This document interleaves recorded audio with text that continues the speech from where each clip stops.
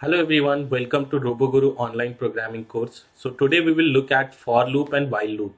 We'll understand how for loop and while loop works and their uses. So here are some disclaimers. You can read them. You can pause it and read the disclaimers. So what we will learn today.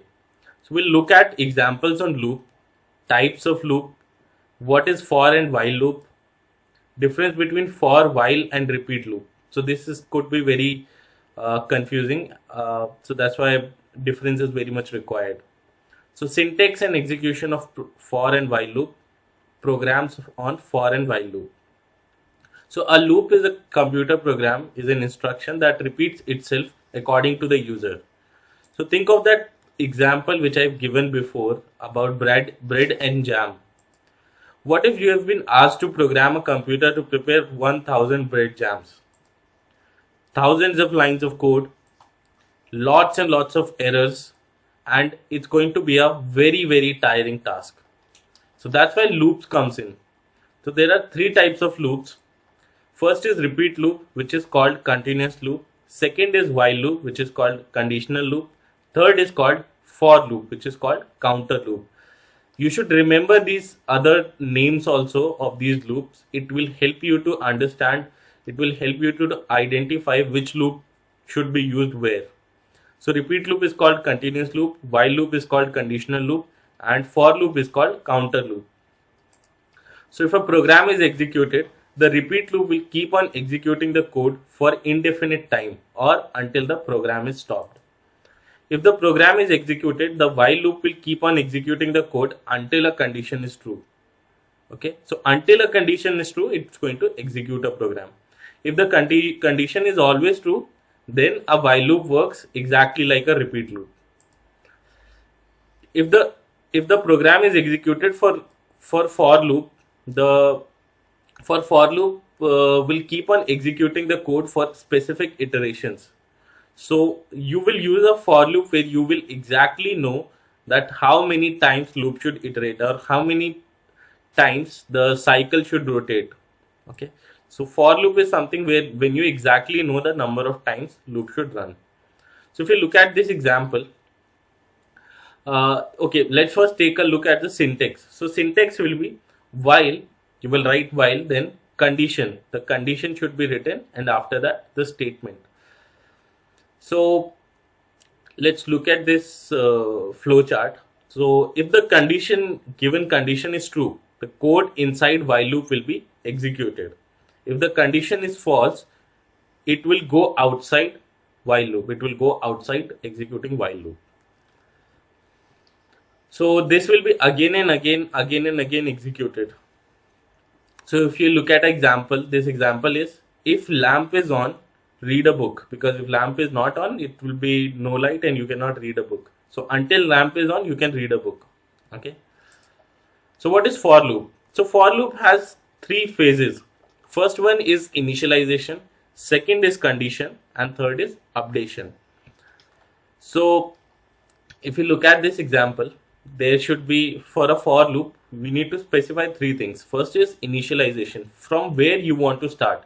You can either start from 0, 1000, 2000, any number you can choose, and you can start from there.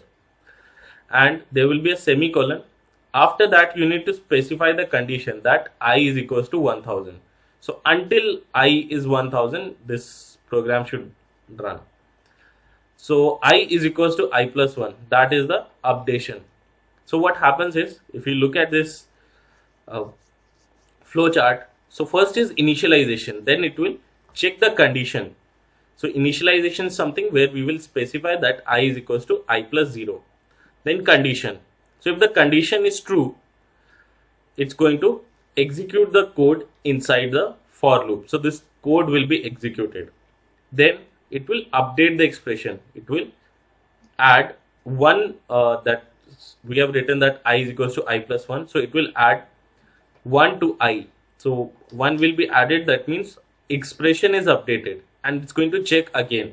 So suppose I is 50 now. So it's going to check again that if I is less than 50 or not. So it's going to check. It comes true. So it will again execute this program. So it will keep on executing until it reaches that point when this condition becomes false, and when it becomes false, it will come out of the for loop. So for loop is used everywhere, where we exactly know how many times loop should run. So here's the difference. So first is code inside. Let's look at the characteristics. So code inside is executed infinite times without any condition. That is for repeat loop. So without any condition, this code will be executed.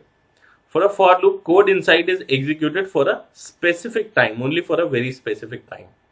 For while loop, code inside is executed till the condition is true. Okay, if condition is true, the code inside is executed. So while and if both looks very much similar, this is something I'll explain you with some program, how while loop is different from if. So again, if we look at the syntax also we have seen before. Where to use is important. So we'll use a repeat loop when program should run infinite times. When we know the exact number of times loop should run, we will use a for loop. When we don't know exactly how many times we may have to run a code for a condition, we will use a while loop. So when we don't know that how many times it should run, then we should use a while loop, because it will keep on checking, keep on executing the program.